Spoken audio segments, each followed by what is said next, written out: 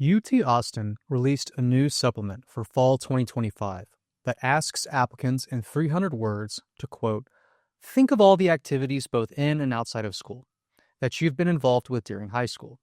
Which one are you most proud of and why?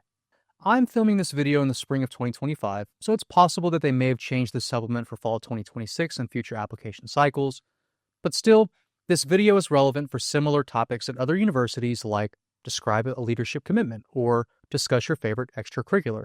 Consider these 11 tips for writing your proud supplement. First, understand the question and don't read it too literally. In general, your college essays are an opportunity to share and develop 4, 5, or 6, or 7 dimensions of your interests, commitments, and goals. The content should drive what experiences you choose to write about and not the college essay questions themselves. Essay questions are invitations to write, not boxes intended to constrain or contracts to fulfill. I call this proud supplement the miscellaneous or potpourri essay because it can be the home for just about anything that's meaningful to you that may not fit into a common at main essay or into your major short answer. And your topic can cover just about anything, which is something that I'll discuss later in this video. However, don't get caught up in the language of most proud of. When the topic is released, I didn't even anticipate this misreading as being a concern until one of my clients disappeared for a few weeks when each of their 3 UT essays was almost finished. Their parents shared later that the student had tremendous anxiety that the chosen theme for their proud essay wasn't the thing that they were literally the most proud of. And then on their own, they totally reconfigured all of their essays into a much less optimal and inferior configuration. I think their concern was that UT could somehow read their minds or otherwise know that there was something that they might have been more proud of, or that maybe it felt dishonest or something, but I still can't quite grasp their logic, and this kind of reaction only happened once in fall 2025. I figured though if they experienced this misinterpretation, many other students out there might also read the question too literally. Nevertheless, this is a reminder that college admissions gatekeepers and reviewers are not omniscient and all-seeing gods. The question is merely an invitation to share another dimension of your interests and character. A more optimal way to read the question is as one part of a broader argument about why you're deserving a space at UT and in your first choice major. One thing that I help my clients with is identifying the handful of things, broadly speaking, that they want to discuss, and then we figure out the most tactical configuration of how to file them under and develop in each of the prompts. Since this proud question is so broad, in theory, almost any potential proud essay could also be the common at main essay or the UT major short answer. It could also be a response to one of the honors program prompts. So that's why I call it the miscellaneous essay, because it can be a home for content that doesn't quite fit in elsewhere. Another misstep students make is believing that they need to choose a unique topic, but uniqueness is not the goal in this or in any other college essay. In an applicant pool of over 90,000 at UT, it's essentially impossible to have an experience or a commitment that is singularly unique or something that your reviewer has literally never seen before. Which brings me to my second point. A unique topic is not the goal. Aim for personal and concrete. Trying to write unique college essays on only one topic will almost certainly add stress and lead to second guessing rather than providing clarity. Uniqueness as a guiding value often leads to suboptimal topic choices when you leave a substantial commitment undeveloped in favor of something random or that doesn't relate to your major or your overall story. Instead, I recommend that your goal is to write a proud supplement and other university essays that are personal and specific to you. Although there might be thousands of band section leaders across the state, or hundreds of NHS presidents, or dozens of top-ranked robotics teams, the key is to provide personal details and anecdotes that develop how and why you've pursued your experiences. Examples include times that you've received or given mentorship, perhaps roles and responsibilities for specific events and competitions. You can discuss favorite teachers, notable memories, or the origin story of your preferred activity or the thing you're most proud of. I also firmly believe that there are no cliche college essay topics or content, only cliched styles and cringy delivery. So don't shy away from topics that might be common for your reviewer to see. Next, choose only one activity or commitment and develop it fully. For many years, UT had a similar supplemental topic that asked students to discuss notable leadership or extracurricular experiences. And back then, I recommended that students could write about 1, 2, and no more than 3 activities for the 300-word supplement. The idea was to have enough space to sufficiently develop each one, and when you write about 4 or more topics, there's just not enough space to sufficiently develop it. That same advice applies to the Common App main essay, where it's a good idea to focus on a few things rather than overextending yourself by attempting to discuss too many different experiences. You need to avoid moving too fast and hurrying through too many experiences. I think it's refreshing that this new proud topic explicitly asks the applicant to write about a single activity. Content-wise, it's essential to share how and why you've pursued your preferred activity. Developing how you pursue your activity means is it something that you do in your free time or for its own sake? Or maybe it develops skills that you enjoy that transfer to other activities. Explaining why also helps provide clarity to your motivations and your attitude. You can develop how you've deepened your experiences over time, for example, like being an organization member, moving on to treasurer, and then vice president. Other examples include like a tutoring service that maybe started as a casual one-on-one and then perhaps expanded to groups. Maybe you hired a few of your classmates or tutors, or perhaps you eventually opened up a physical storefront. You can also share the background context of how you came in to your experience or activity. For example, did you have a notable mentor, an older sibling, a chance encounter or a serendipitous experience? Did you leave a previous activity to make room for the one that you're most proud of now? Consider developing many anecdotes and examples that illustrate your points and provide context to your commitments. For example, if you write an essay about tutoring, you could write a paragraph about a particular student that you've worked with by name or by pseudonym. You probably don't have space for a full-blown story like in your Common App main essay, but it's essential to write concrete content that's personal to you and to avoid vague, impersonal, or abstract ideas. Next, minimize overlap with other essay submissions. UT requires 3 essays for regular admission, the Common App essay, and then this Proud supplement, and another one about your major. That means whatever you write about in the main essay shouldn't also be your Proud short answer. So if robotics appears in one essay, it's probably suboptimal to dedicate another regular admissions essay to robotics. For STEM applicants, you could consider writing this essay about a non-STEM interest or activity in your Common App main essay, especially if that long essay already dives into a STEM commitment or interest. Since your major short answer must be about your STEM academic and extracurricular interests, this Proud supplement offers an opportunity to develop a non-STEM experience. After all, many of my STEM clients create art, they play in the band, they sing in the choir, or maybe they have a hobby that they just do for their own sake. The Proud supplement can provide a spot for these miscellaneous experiences that also demonstrate that there's more to you than just math and science and coding. Similarly, my non-STEM clients might have deep STEM interests unrelated to their future major that might be relevant for their Proud short answer. Fifth, an exception to the previous advice is that your Proud supplement could internally link your entire application by referring directly to something that you wrote in another essay.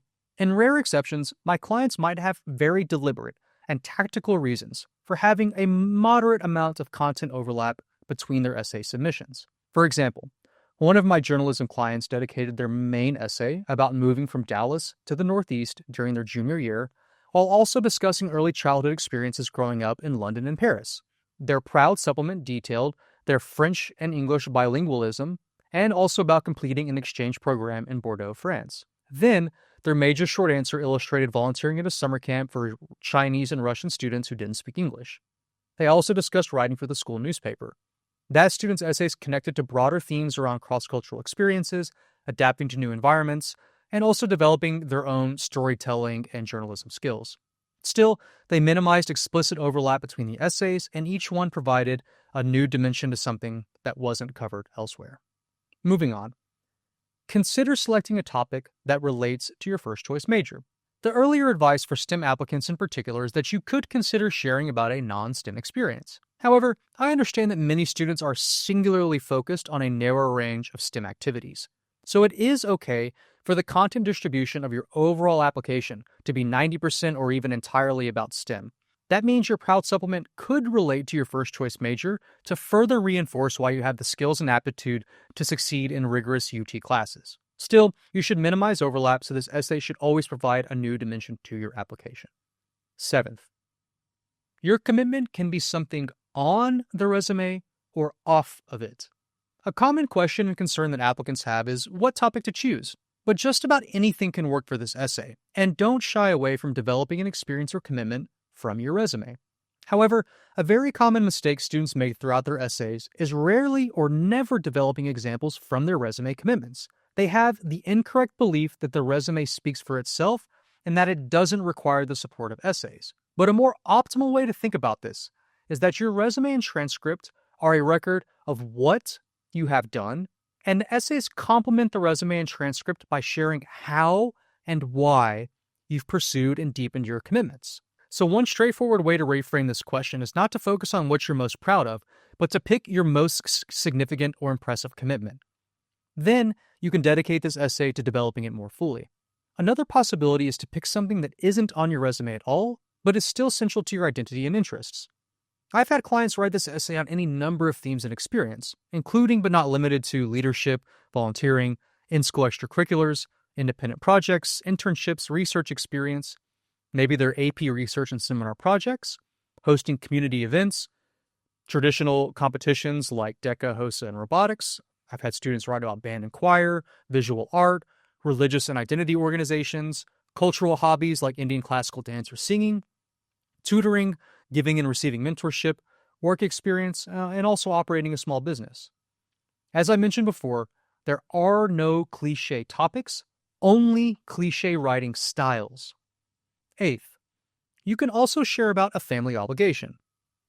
The essay prompt on UT's admissions page provides, in parentheses, an invitation to write about an aspect of the environment in which you were raised or the context of your living situation.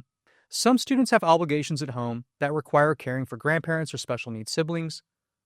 Others are older siblings who help with childcare or babysitting for younger ones. Some students work jobs to help pay the bills, and others live in a rural setting that might require them to care for pets, livestock, or a farm. Often, these obligations that give students pride might interfere or limit their academic and extracurricular opportunities. So one way to approach the proud short answer is as if it were a special circumstances essay. Next, most supplements should utilize a stick-to-the-facts approach rather than creative writing. I've already talked earlier about what to write. This piece of advice touches briefly on how to write and the style. It's almost always more optimal to write directly about how and why you've pursued your experiences rather than using storytelling or rhetorical devices more suited for that longer Common App main essay. Save your creative writing inclinations for that longer essay.